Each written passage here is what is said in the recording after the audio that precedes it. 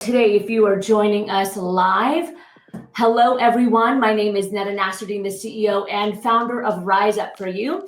And so excited because today I'm going to be talking about how to lead up. So the big question is, when you are a team member, or even when you're an executive and you're trying to influence the CEO of the organization, or even just somebody that's above you, how do you make that happen? If you're familiar with our organization, again, my name is Nettalina Nasruddin. I'm the CEO and founder of Rise Up For You.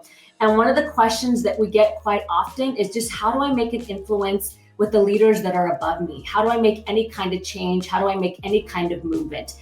Every single day, my team and I are working with leaders and organizations around the world to enhance company culture, to elevate leadership, and to really push workplace performance. And this seems to be a reoccurring challenge. I mean, I even see it with some of my team members as well that are trying to influence me, but maybe struggle a little bit. So today I'm going to share with you a few strategies. I'm actually going to share with you 5 steps to help you lead above, to lead the leaders, and to really make some positive change. Here's the thing. Everybody has influence, everyone, whether you take ownership of it or not. Every single day you are making an impact, you are influencing. It's just a matter of how that influence is being received, okay, and how that influence is being perceived. And so today I'm going to teach you how to take the influence that you have, that we all have, and really shift it so that you can be seen, be heard, and be relevant, and make some positive change. Again, whether it's in an organization or whether you're an entrepreneur trying to create influence with your stakeholders.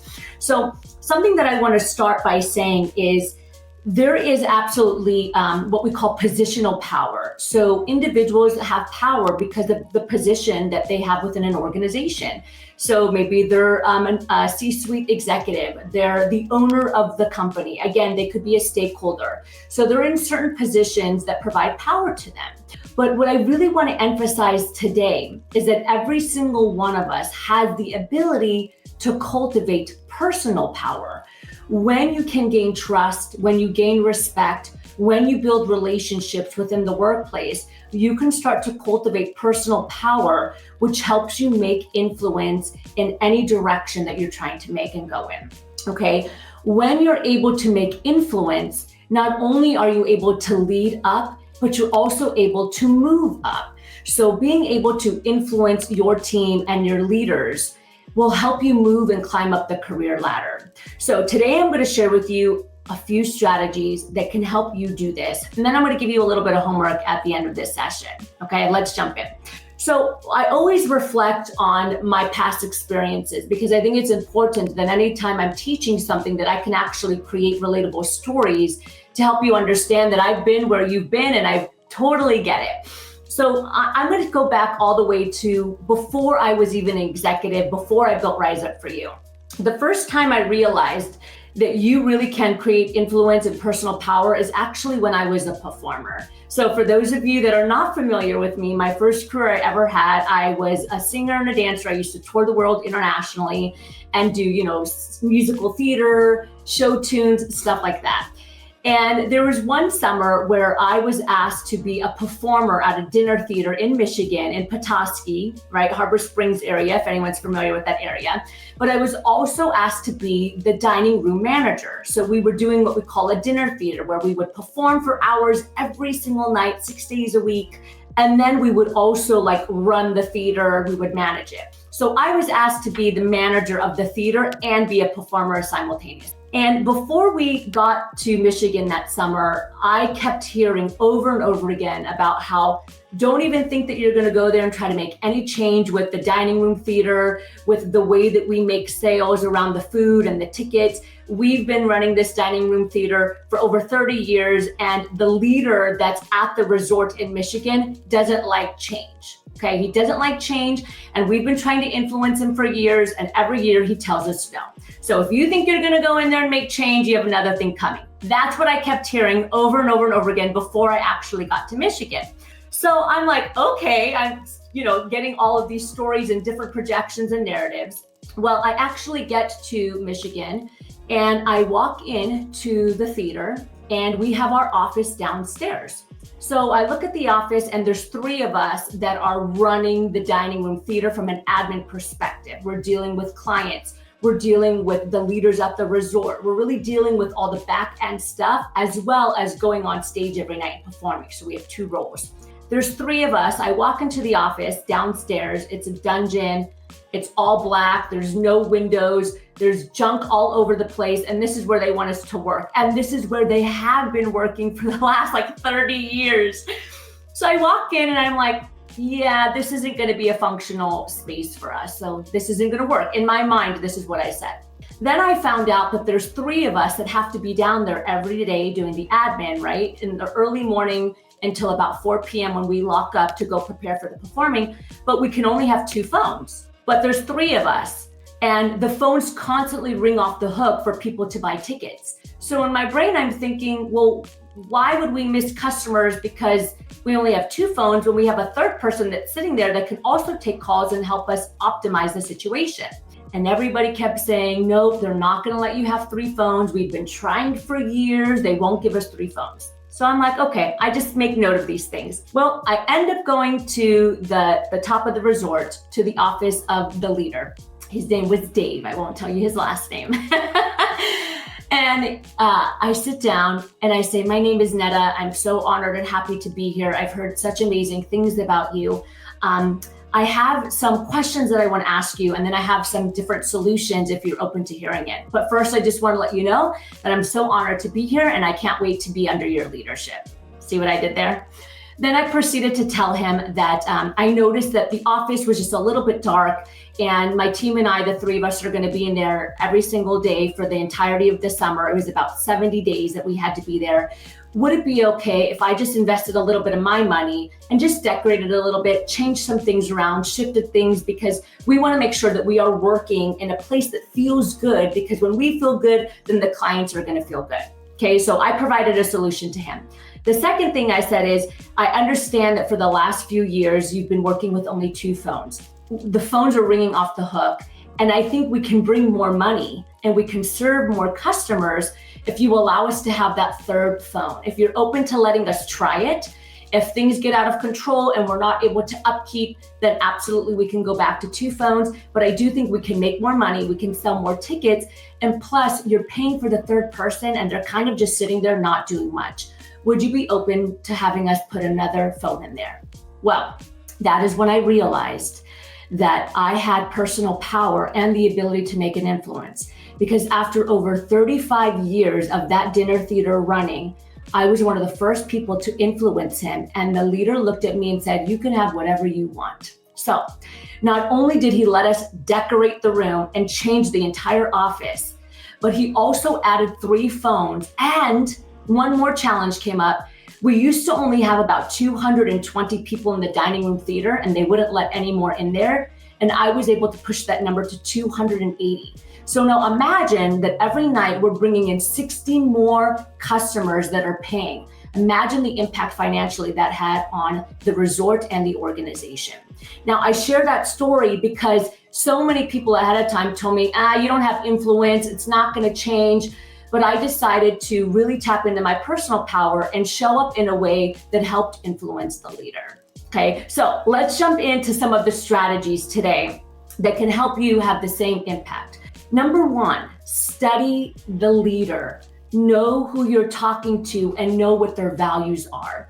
Years later, after performing, I became an executive. I was 27 years old. I had about 200 team members under me. But when my CEO and the COO, they were husband and wife. So if anybody has ever worked for a corporation that's family owned, you know that the dynamic can be a little bit different, okay? And I remember when I first got that executive position, I studied like crazy the CEO. I would go into the meeting with a little notepad and I would just jot down all the little nuances, everything from, do they like coffee? What kind of candy bar do they like? How do they react? What's their humor? Because I wanted to understand how to approach this particular individual if I needed support, if I needed some influence, if I wanted to make some change. So the first thing I'm going to say is study your leader. All too many times, especially with some of the executives that we coach, we see that they go to the executive And instead of speaking the language that the executive wants to hear, they're speaking the language that they like to hear as the individual, and that doesn't work. So I'll give you a perfect example. If your executive really values high-performing team members, okay, and you're going to the executive to ask if you can have a raise because you've been there for 10 years, think about this for a second. You're going with the perspective that I've been here for 10 years, longevity, but the value that they have is high performance and ROI.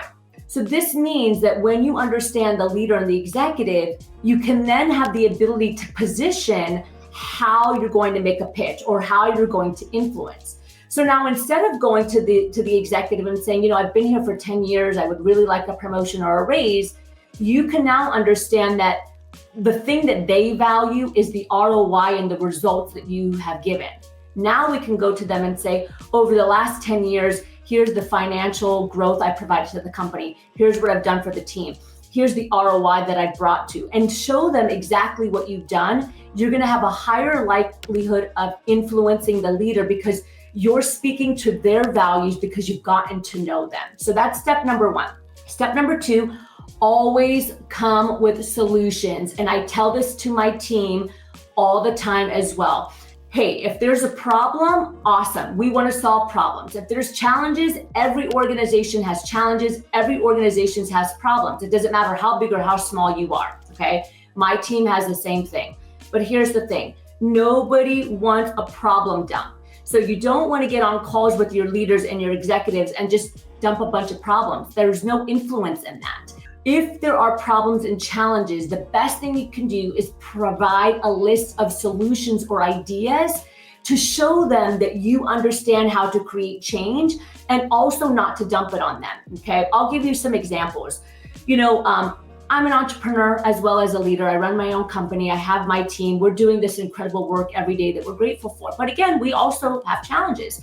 When my team member comes to me with a problem, the question that I say to them is this something that you want me to fix? Because as of right now, as the owner of the company, there's a lot of moving pieces that I have. So I understand there's a problem, but this problem does not need to be fixed by me, the owner. So is there a solution that you have?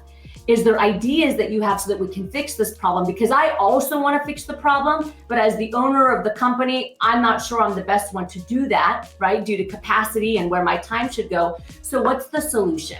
And I will tell you that there have been times where team members are like, well, I don't know, I haven't really thought about it. Like, well, then don't bring the problem until we can find a solution, okay? If that means that we need to brainstorm with other team members, at least bring something to the team that we can talk through. And we see this all too often with individuals that will go to executives, they'll take their time, they'll sit in the meeting, they'll say all these problems and challenges that are happening, and then they'll just sit there with no solutions. And that is one of the fastest ways to get an executive or a leader or a CEO to potentially get frustrated and not allow you to have any influence with them, because they're going to want to see that there is a problem-solving strategy from you. Okay, so number two, make sure that you have solutions and that you don't just problem dump all the time. Step number three, lead with honor. Okay, now, if you don't like your leader, or maybe there's certain things that you don't respect about them, that is irrelevant. When it comes to the workplace, it's important to show honor to the people that are leading you. Okay, and I know that's a hard pill to swallow, because there have been times where I have been under leadership that I just don't resonate with it. But instead of just quitting and leaving, okay, I used my personal power to try to make some change and influence, okay? And I always led with honor, even if I didn't agree with how the leader was showing up. So what does honor look like? That means leading with statements that show the leader that you have their back, okay? That you're loyal to them, and that at the end of the day, you're there to support them. So I'll give you an example.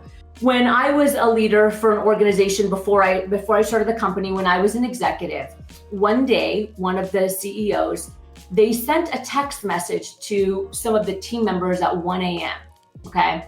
And it was a very heated text message. And I happened to be on that text message and see what was being sent. And it was stressful, I will say. And I can tell that it created a lot of anxiety for the team members that got it. They have families, they're at home. And imagine being at home sleeping at 1 a.m. and getting these text messages that make you feel like you're gonna lose your job, okay? Not appropriate. Well, I decided the next day to go into the executive's office, the CEO, when the timing was right. And the first thing I said is, listen to this statement that I'm about to share with you. I said, I understand that you are the owner and the CEO of this organization, and I respect you. And at the end of the day, this is your company, and whatever you decide, I'm gonna have your back. Okay, did you see what I did there? Is I let them know right off the bat that I honor them, and at the end of the day, I am gonna follow because they are my leader. Then I proceeded to say, I do want to share with you though, that last night, those text messages at 1 a.m., they did create a lot of stress for the team. I do think there's other ways that we can handle it. Here's some ideas, okay? And I go back to honoring.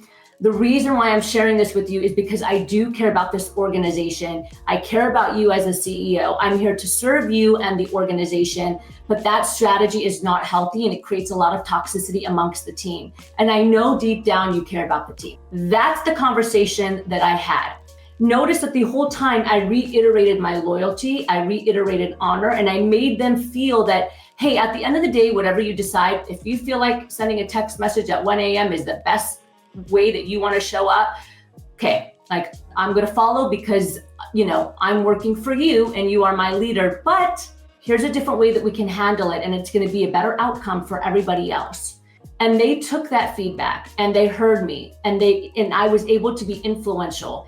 They also went to those team members and apologized, okay? So you can see that honor can go a long way with your leaders.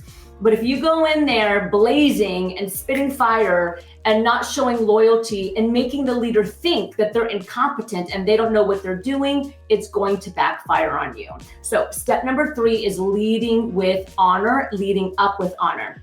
The last 2 I would say are probably 2 of my favorites, okay? So step number 4 is tell the truth. Here's what I can tell you, and I know this from experience as well. The more influence you have as a leader, the positional power that we talked about earlier, so the higher you climb the career ladder and the more positional power you have, the more difficult it is to have team members tell you the truth. Because team members want to appease you. Team members want to please you. They say things that you want to hear versus the things that you need to hear. And I've experienced this myself. And we also see it every single day with the organizations and the leaders that we are working with. It gets really, really difficult when you're a leader at the top to have team members that actually are transparent and tell you the truth. So step number 4 is telling the truth, but we want to do it in an emotionally intelligent way. So again, going back to step 3, the honoring part, that's going to be critical. We want to make sure that we are being transparent with our leaders. And leaders, for those of you that are leaders that have a team that are watching this, when you have a team member that has the courage to be transparent and share some things about maybe the leadership or the way that you're showing up, be kind and open enough to receive that feedback and say thank you, because it is really, really difficult. It's really, really difficult for a team member that is following you, right, that you are leading, to come to you and to be transparent. So there's 2 things that really need to happen here. The individual that is trying to lead up, be honest, be transparent, tell the truth, but say it in an emotionally intelligent way. Script out what you're gonna say beforehand. Use I statements. Make sure you're talking about the greater good of the organization and not about yourself, okay? And if you're the leader receiving this communication and you're receiving the truth, even though it will hurt, and even though sometimes it can hurt your ego, be wise enough to say, I understand how difficult it is for you to tell me this. Thank you so much for your transparency, and show appreciation for the fact that they had the courage to have this conscious conversation with you. Okay, that's step number 4. And step number 5, it's all about motives, okay? When you are trying to create influence and lead up, what is your motive? And I really, really encourage you to think about this, okay? Why do you want to create this change? Why do you want to create this influence? Is it for selfish reasons, or is it for reasons that can serve the greater good of the organization? Because I can tell you right now, a leader or an executive will see right through the motive and understand, okay, like where are you trying to come from with this? Okay, so it's going to be really important that you come from a place that is of service and not of personal motive. It will not go well. Okay, I'll wrap this up by sharing a story because I think this is probably one of my favorite moments. Going back to when I was an executive for an education corporation, okay, after my performing days. And I remember when I first started at the organization, it's an education corporation, okay? So we had a number of admins, superintendents, principals, you name it, and then we had teachers, and then we had students, and then we had community stakeholders, so we had it all. And I remember when I first became an executive, I was like, okay, I kind of want to understand all levels. So one day I decided to work in the cafeteria because I wanted to understand what was happening with the students. I wanted to understand the flow. I wanted to understand like the people that were serving food. I just wanted to get big picture. And every day I would rotate to like a new thing on campus. Well, I went into the cafeteria, and this was the time where Barack Obama and Michelle Obama were in office. And if you know anything about education, they passed the policy where every student had to eat like a certain way at lunch. There were certain health restrictions that were put in place. And so every student had to take a piece of fruit. It was mandatory that we had to give them fruit and the student had to take it, okay? If you're in education, you probably remember this. Well, when I'm working the cafeteria, I noticed that the kids would take their fruit because they had to take it, and then the next thing they would do is dump it in the trash.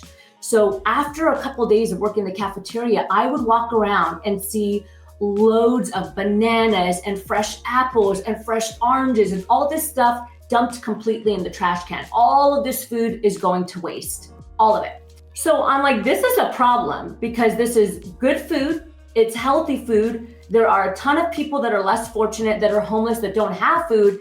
And we have like hundreds and hundreds of pieces of fruit being thrown out every single day. So by the end of the week, it was like thousands of bananas and oranges and apples and pears that were dumped in the trash. So I'm like, okay, this is a problem. Like we need to solve this problem. But before I went to the CEO, I thought, okay, like how am I going to solve it? I can't just go to the CEO and say, all this fruit's being thrown in the trash, now what? So I brainstormed a little bit. Then I went to the CEO and I said, okay, we have a problem on campus and I have a solution for it. And I want you to hear me out. And she said, okay, tell me. I explained the problem with the fruit and she's like, I know, I see them in the trash all the time. I said, here's the solution I have. How about we give them their piece of fruit, and then before they walk out of the cafeteria, we have a team member stand at the doorway, and one thing is a trash can that they keep throwing fruit in, and then the other one is like a donation box. We'll call it a fruit donation box. And we teach the kids that if they don't want their fruit, they put it in the donation box. Okay, step one. She said, okay. I said, then we take all of that fruit, and at the end of the week, we send an email to our team, our employees. We send an email and we make an announcement over the intercom at the end of the day on Friday and say the farmer's market has been set up, and we put out all the fruit and we let our team bring their bags and get all of the fruit for free. They can take as much fruit as they want. And she loved the idea. So we solved the problem. And then we also made good use of the fruit, but we also made our team happy, our employees. Do you know how much money it costs to buy fresh fruit today? And even back then? So it worked flawlessly. Every day, the kids would grab their fruit because we were mandated to give it to them. But before they walked out of the cafeteria, we had a team member say, if you don't want your fruit, please donate it. And the kids would dump it in the donation box. And then at the end of the week, we would pull out all of the fruit, like a little farmer's market, and the employees would come with their bags and they would fill up their bags with fruit for their family and their friends, and they saved a ton of money, okay? So the reason why that worked is because my motive, it wasn't about me, right? I'm not saying like, hey, this is about me and we have this problem and we need to solve it, but I was making it really clear that there's a problem with the students taking the fruit, that they don't want it, they're being forced to have it, and so they're throwing it away. But we're also solving the problem that like we're making our team happy. This can really help workplace culture because, again, you are providing free produce to the staff instead of them having to spend money on it. So I want to remind you that you absolutely have influence and personal power. These 5 steps can help you really step into it and lead your leaders above. So just as a quick recap, Number one, study your leader. Understand what makes them tick. Understand what they value. Step number two, always come with solutions. And if you're in a meeting and like maybe something comes up and maybe you don't have it right then and there, it's okay to say, let me get back to you. Let me brainstorm some solutions and strategies, and then I'll come back to you. That's okay. That lets the executive know that you honor their time, which leads me into step number three, show honor and gratitude and loyalty to your leader. Step number four, tell the truth, be transparent. I promise you, your leader, your executive, your CEO is going to be so much more grateful, because I can tell you now, most people are just nodding their heads and saying yes. And I can tell you as a leader myself, and even the executives that I work with, they want feedback desperately. One of the most common things I hear from the executives that I coach is, how come nobody tells me these things? Why don't they speak up in meetings? They want to hear the truth because they want to grow and they want to push themselves as well as a leader. And step number four is understand your motives. Step number five, understand your motives. This is going to help you lead the leader and lead up. And when you lead up, you move up.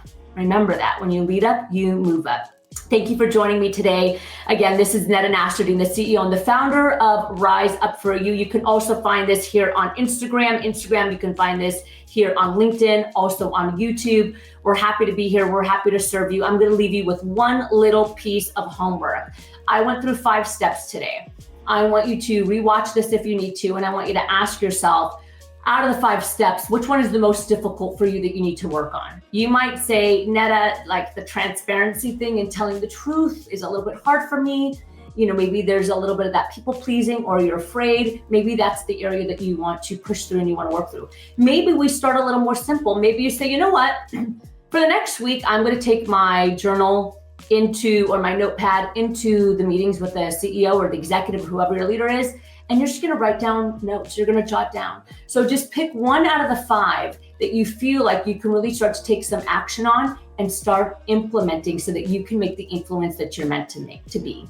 Okay, thanks for joining me again today. My name is Netta Nasruddin, CEO and founder of Rise Up For You.